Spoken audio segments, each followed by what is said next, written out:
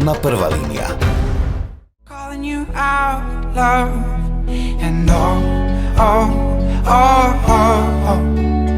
let it out in words, it won't hurt.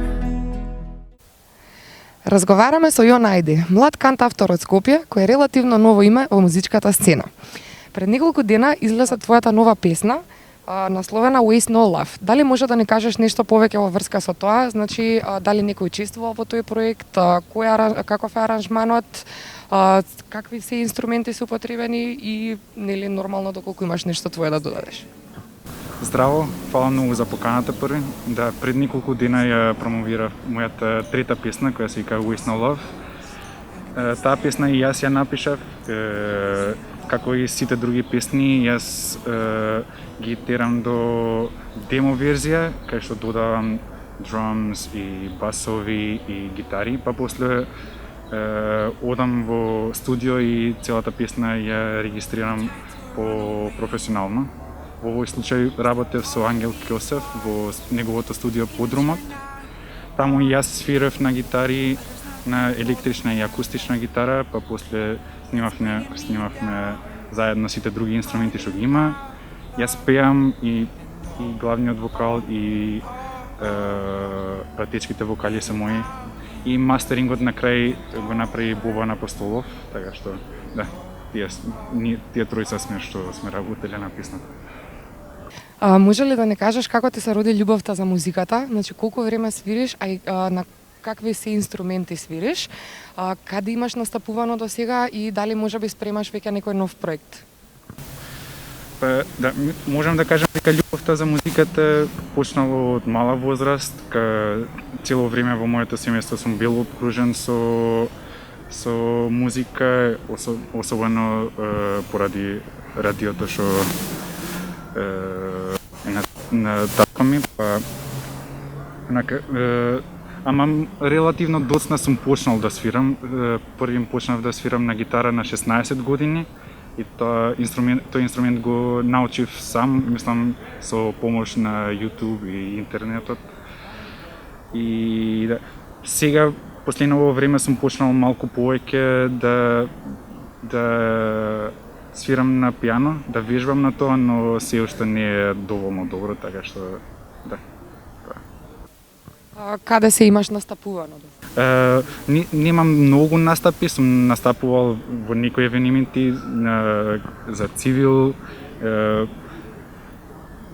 на различни емисии, на радија, ама се надевам во иднината ќе имам малку повеќе.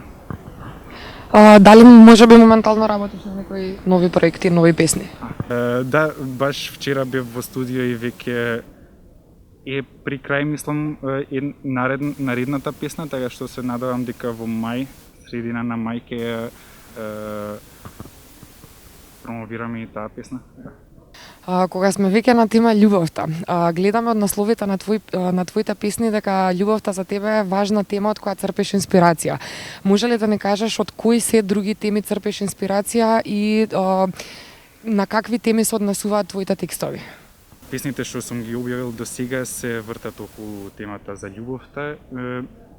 Има, мислам, се трудам да, зашто пишувам речиси, мислам, цело време се занимавам со тоа и пишувам, можам да речам дека пишувам доволно песни, многу песни, се трудам една на ден да ја завршам, така што во тој случај се трудам да земам инспирација од било кои евенименти во мојот живот.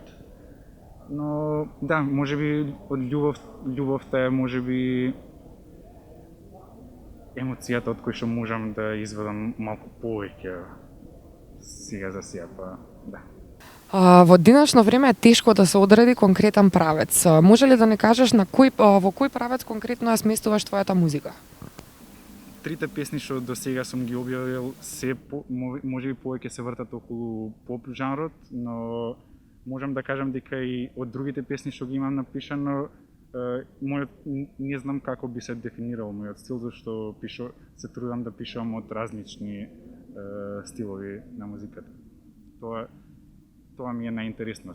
Се обидувам да земам што повеќе од што по-различни стилови и да се надавам во иднината да си имам свој стил кој што би се разликувал од другите.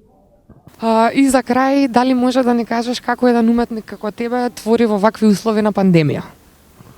Па не разликува и толку многу од другите времиња, зашто можам да кажам дека како професија повеќе тера да сме сами, да работиме и не е, иако има случаеви, не е толку групна професија како што се другите работи. Можеби сега малку повеќе, многу повеќе се има влијание во приватниот живот отколку што има во професионалниот живот, така што И он ти благодарам за интервјуто и ти посакувам многу успех и се надеваме дека што побрзо ќе ги слушнеме твоите нови песни. фала многу за поканата, мило ми беше име. Kind of thought a place on the peace that we lost, the parts that we got wrong. Frontline.mk. На прва линија.